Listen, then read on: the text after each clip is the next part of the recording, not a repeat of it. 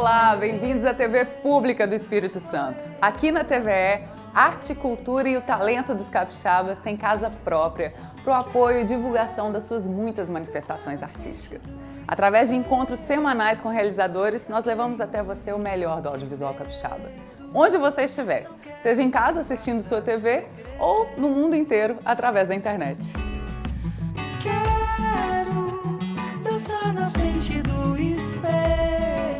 A Matriz é um centro de produção e encontro de ideias da cidade, materializado em um espaço colaborativo e de convivência, com vários ambientes para trocas e novas experiências. Um deles é a Loja Colaborativa, que é um coletivo de empreendedores, designers, artistas e artesãos locais. Uma vitrine de produtos exclusivos e autorais, feitos à mão ou em pequena escala. No segundo andar encontramos a Sala Verde, um cantinho super aconchegante, com carinha de casa de vó. Um espaço multiuso, integrado, que abriga cursos, eventos, encontros e reuniões. Outro espaço ideal para reuniões descontraídas e networking é o Raiz Café, que oferece uma culinária afetiva, cafés especiais e decoração singular. Um ambiente que acolhe todas as tribos e eleva cada momento a uma experiência memorável. A música e o audiovisual também estão presentes na Matriz, com um estúdio de produção musical, a Atonal Estúdio, do músico e multiprodutor Marcel Dadalto, e com a Mirabólica Filmes, dos talentosos Tati Rabelo e Rodrigo Linhares. E a nossa convidada de hoje é um dos grandes nomes da produção audiovisual capixaba, Úrsula Dart. Quer conhecer um pouquinho mais sobre ela? Ela é mestre em Comunicação e Territorialidades pela UFES, especialista em documentário de criação pela Universidade Autônoma de Barcelona e bacharel em Direito, também pela UFES. Atua já há muitos anos no audiovisual como diretora, produtora e diretora de fotografia. Possui ampla experiência em produção e produção executiva para o cinema, com muitos curtas no currículo e longas-metragens, como os filmes Presença, de Erli Vieira Júnior, Os Primeiros Soldados, de Rodrigo de Oliveira, Os Incontestáveis, de Alexandre Serafini e O Deserto de Aquim, de Bernard Lessa. Dirigiu documentários e a série infantil Olha o Passarinho, exibida recentemente pela TVE. Assinou a direção de fotografia de obras premiadas e indicadas em festivais nacionais e internacionais, como Garotas do Game, de Saskia Sá, Mulheres Maratimbas, de Thaís Helena, Trinca Ferro, de Maria Fabiola e O Panda e o Barão, de Melina Galante. Úrsula atua também como curadora e jurada em festivais de cinema e como docente em cursos de audiovisual e comunicação, e diretora executiva do Festival de Artes Integradas Movimento Cidade.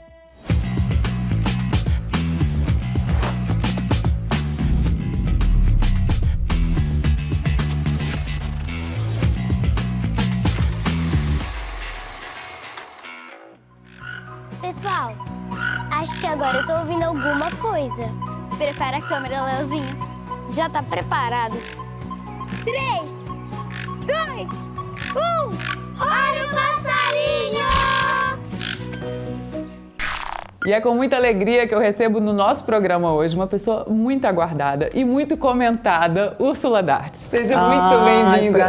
Prazer, Bárbara. Prazer Muito te bom. ter aqui. Muito Nossa. bom, obrigada. Úrsula, é uma carreira muito longa, então a gente vai começar pelos projetos mais recentes. Você fez uma série agora, que é Olha o Passarinho, agora em 2026, uma série que vai ser lançada na TV Castelo Rá-Tim-Bum. Uma série infantil, né, para esse universo infantil, que deriva de um outro filme que você tinha feito, que é O Passarinho Menino. Conta pra gente como que surgiu esses projetos desse novo universo, assim, para você. Acho interessante a gente colocar que são projetos de muito tempo já, né? Então, assim, ele surge... Eu fui convidada, na verdade, para participar desses dois projetos. A gente teve quem criou, quem deu um pontapé inicial, quem criou a ideia inicial e tudo foi o Léo Alves. E aí ele me convidou para dirigir esses dois projetos. E tem essa questão do tema, né, Úrsula? Porque é muito dessa questão das crianças com a natureza, da importância dessa conexão. A gente tinha isso. Que era um contato, eram crianças que iriam ter um contato com o meio ambiente e teriam um viés educacional. Era o que a gente tinha. Era o que a gente tinha. E tinha uma questão com o passarinho. O passarinho era o eixo central.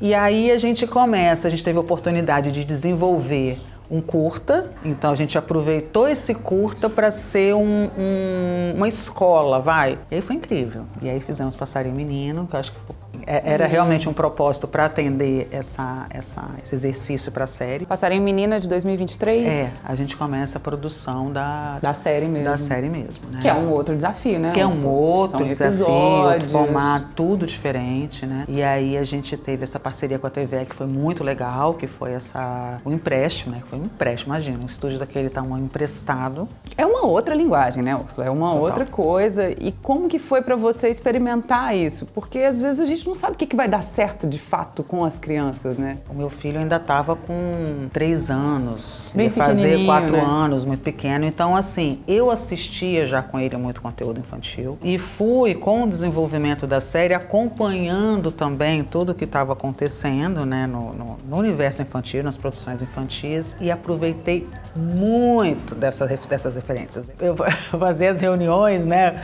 Gente, vocês têm que assistir animação tal, vocês têm que assistir não sei o quê. Cara, é assim, vou falar, era muito bacana. Tô com uma lista de filmes aqui obrigatórios. E foi muito bacana isso. E o exercício muito interessante que eu curti demais foi o exercício com a Mariana. Esse de criar a passarinha.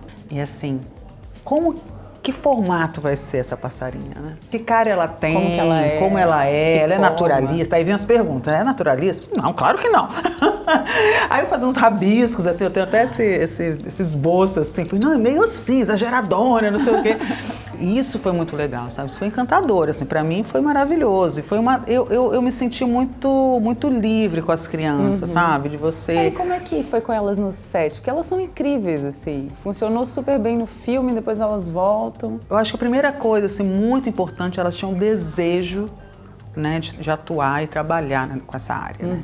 Então isso acho que é a primeira condição, assim, né? Então a gente falava muito sobre o desafio que é ficar o dia inteiro numa gravação ou tantas horas, né? Porque são crianças e tal, mas assim, qualquer 4 horas, né, que é permitido, 6 horas é muita coisa para elas, repetição. Né? A gente deixava elas muito a par disso, claro que crianças, enfim, mas a gente tentava ter esse diálogo mais adulto até. A Luciene foi a Luciene Camargo, maravilhosa, foi a nossa preparadora. Ficou o tempo inteiro ali com as crianças, num tempo de ensaios mesmo. A gente teve aí, acho que uns 2 meses de ensaio com elas, então ela ficou à frente desse processo. E em 7 ela presente também. E a gente tinha uma equipe maravilhosa, né? Maravilhosa. A equipe, eu acho que foi uma série assim, a gente teve esse presente de poder fazer uma imersão no projeto, sabe? Acho que isso, às vezes, a gente não tem muita...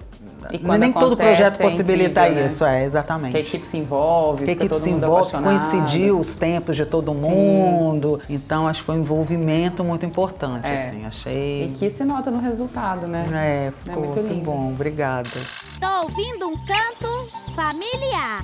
Eu acho que é ele.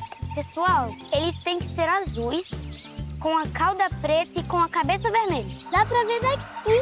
É incrível! Eu consigo ver um monte daqui.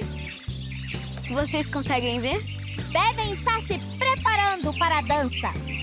Os machos fazem juntos todo o movimento.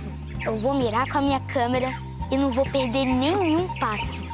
Úrsula, em 2022 você lançou o filme Ecos da Terra, que você assina a direção, que retrata muito dessa luta e o cotidiano das mulheres que defendem a agroecologia aqui no Espírito Santo. E foi um filme difícil, porque vocês fizeram no meio da pandemia, mas é um projeto muito bonito e muito importante, né, nos tempos de hoje. Queria te ouvir um pouco sobre esse processo, né, da ideia desse documentário até realmente ir a campo. O Ecos da Terra, ele vem de uma cena no supermercado. Em um supermercado grande aqui da cidade, tinha uma bancada de verduras e aí tinha um trechinho, assim, uma bancada enorme, só um trechinho. Aqui sem agrotóxico. Ué, só esse aqui e o resto inteiro? E todo o resto.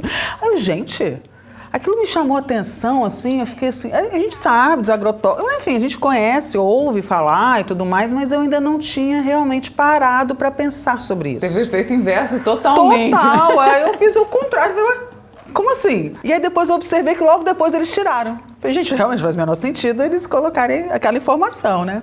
Mas fiquei com aquela cena na cabeça. E aí eu conheço uma jornalista que é muito dessa área, inclusive foi que é a Fernanda Conzemenco. E aí conversei com ela, eu falei assim, nossa, Fernanda, eu vi uma cena no supermercado, não sei o quê, eu fiquei assim, eu lembrei tanto de você. Será que a gente pode desenvolver algum projeto, sei lá, fazer uma pesquisa, colocar mais para as pessoas esse assunto, para as pessoas terem mais consciência do que estão consumindo, né? O que a gente está consumindo de fato. E aí é um trabalho que surge muito das perguntas que eu me fazia, sabe? Afinal de contas, eu estou consumindo o quê? E qual a importância da gente ter consciência nesse consumo, nessa compra, o que de fato estamos consumindo, que produto é esse, como conhecer esse produto. Então foram perguntas que foram me surgindo, que sustentaram a base desse documentário. E aí a gente foi evoluindo.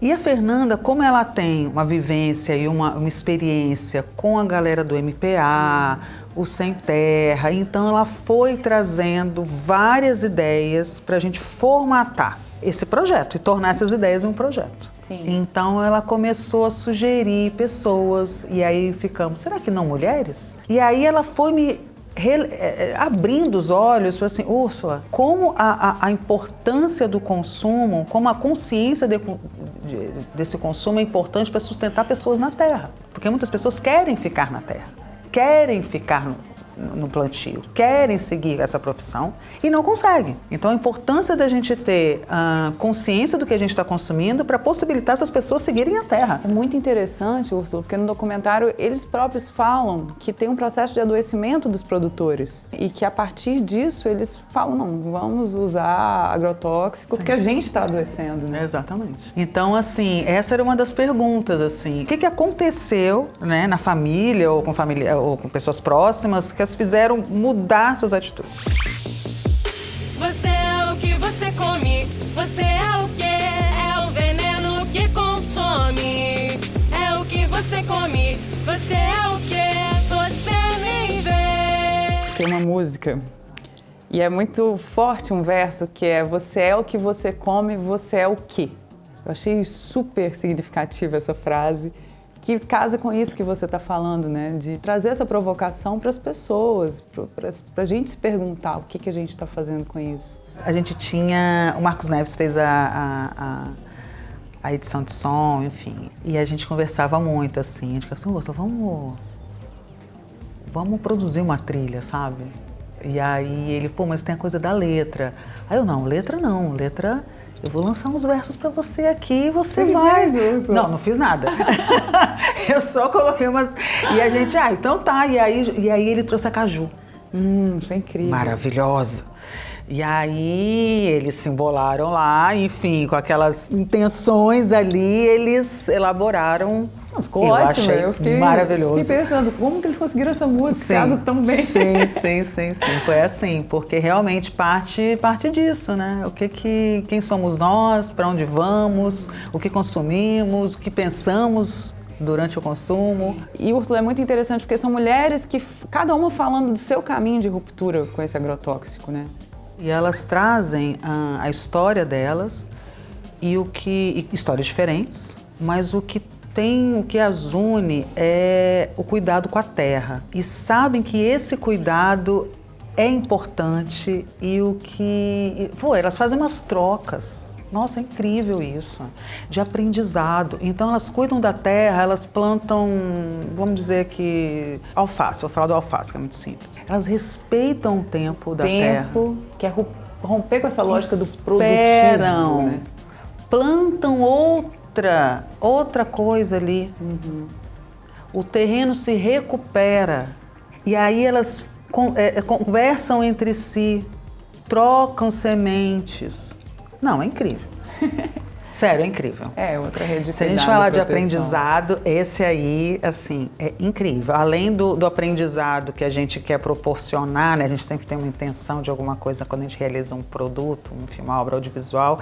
Se a intenção também era tocar o público na questão da atenção ao consumo, o pessoal fica esse cuidado, essa fortaleza, né, das mulheres nesse dia a dia, e é diário, né? Eu nos teus braços sou promessa, uma quimera, sou chuva e seca, sou a flor, sou camará.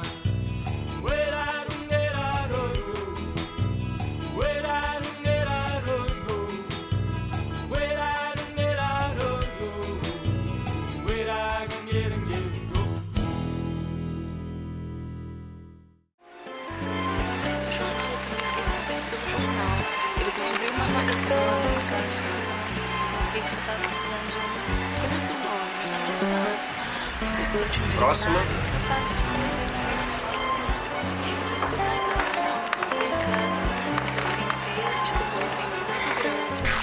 Úrsula, você é produtora executiva, diretora, tanta coisa.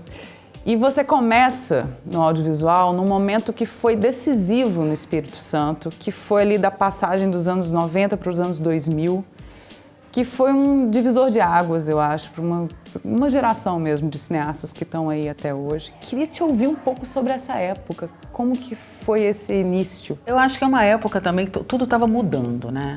Assim, os formatos estavam mudando, a gente estava encerrando com 16 milímetros, né? A gente estava indo para o sub-16, com 35, a questão da telecinagem começando. Então, assim, os processos também estavam sendo modificados, né? E isso impactou muito, eu acredito. E a gente aqui, nesse período, aí eu vou falar da minha experiência, né? De final dos anos 90, início dos 2000, a gente de fato não tinha nada aqui, né? E nada no sentido, pelo amor de Deus, estávamos aqui, lógico, mas assim, a gente não tinha equipamento, né? A gente não tinha nem de câmera, nem de luz, a gente também tinha poucos profissionais que dariam conta de operar uma câmera de cinema, então a gente tinha algumas dificuldades. Isso começa a mudar? Os equipamentos vinham de fora, né? A Galpão, né, que produzia o Vitória Cine Vídeo na época, realizava os concursos de roteiro, que foram essenciais, pelo menos para o nosso grupo, para a nossa geração até, que tinha os concursos de roteiro e os premiados no concurso recebiam um incentivo que vinha da Labocine, que era o laboratório de revelação, enfim, um laboratório de imagem. A gente recebia um apoio da Funarte, de onde vinha a câmera. A gente tinha a Quanta, que vinha equipamento de luz. E muitos dos mais importantes cineastas hoje do Espírito Santo começaram nesse concurso, né? Muito interessante isso. O primeiro foi o Macabeia, né, que já foi premiado, Festival de Gramado. E aí a coisa começa a mudar em termos de equipamento, assim, de estrutura. Eu acho que aí a gente já está em 2010 já. O Funcultura se fortalece, estadual, e aí a gente começa a ter uma certa frequência nos editais, de longa-metragem inclusive. O primeiro que a gente roda assim é o As Horas Vulgares. E nessa época você já começa com a questão da fotografia na sua vida, né? Você já começa ali como assistente de câmera e depois já como um diretor de fotografia de vários projetos. Os primeiros cursos que eu faço, como que não tinha curso? Se a gente não tinha equipamento, imagina curso, né? Então assim, eu saía daqui para fazer curso fora.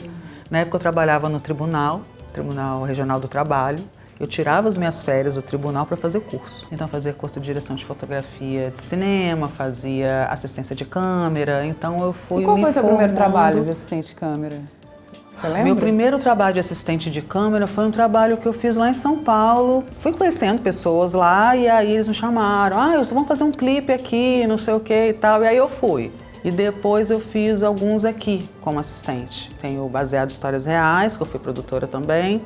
E tenho Nunca Mais Vi Érica, do Lisandro Nunes, que eu também fui produtora. E em 2024 foram lançados 4 projetos de você na direção de fotografia. Não sei se você contabilizou, mas tenho presença do Erli, Mulheres Maratimbas, da Thaís, Garotas do Game, da Saskia, O Panda e o Barão. O que foi isso? Foi um momento de imersão na direção de fotografia? Como é que isso aconteceu? Eu não tinha me dado conta, assim.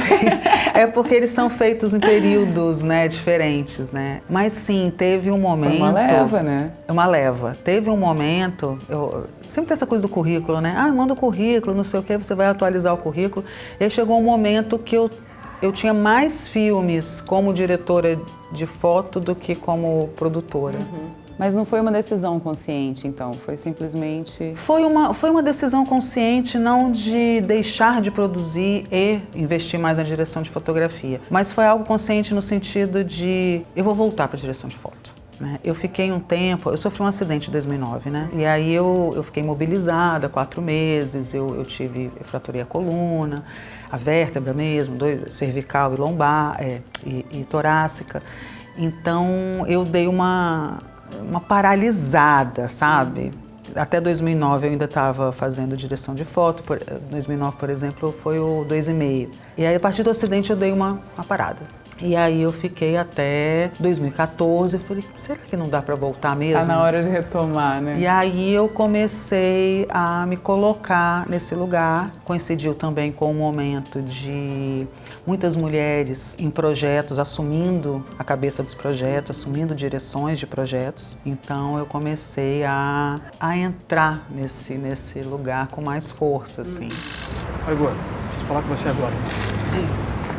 Toma um cafezinho com os meninos ali dentro. Fala com você já. 2. Você assume o documento.